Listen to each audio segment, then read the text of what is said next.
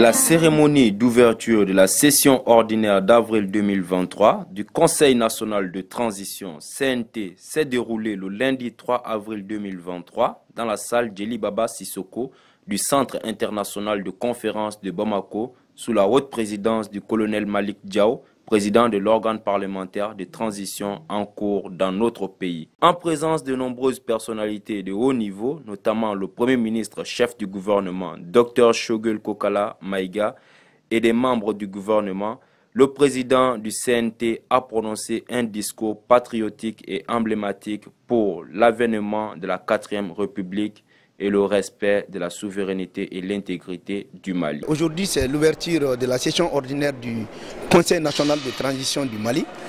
Session ordinaire 2 fois dans l'année. La première session du mois d'octobre est consacrée à la loi des finances et la deuxième session, c'est des sessions ordinaires.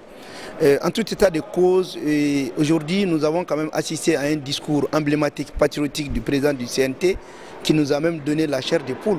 Et quand surtout il a montré à la CEDEAO et à ses acolytes que le Mali est désormais vacciné contre leurs sanctions illégitimes, illégales et inhumaines, et qu'aujourd'hui nous sommes prêts à aller au bout et que c'est même une occasion pour le Mali de se concentrer davantage sur la construction du Mali. D'autre part, il a touché à la nouvelle constitution qui est vraiment une émanation du président de la transition. Il a demandé à chacun de se donner la main pour l'avènement de la 4e République. Ce qu'il faut retenir de cette nouvelle constitution, c'est ce qui va nous engager dans le changement de système. Il a aussi rappelé aux opérateurs économiques, surtout des opérateurs économiques criminels qui sont dans leur attitude d'inflation économique et d'imposition de prix de façon arbitraire.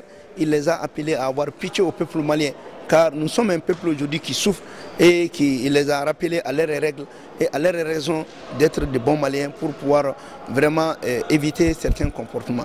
Il a été rappelé également le nouveau règlement intérieur du CNT qui se trouve dans la main de la Cour constitutionnelle en fonction de l'augmentation du nombre de membres du Conseil national de transition.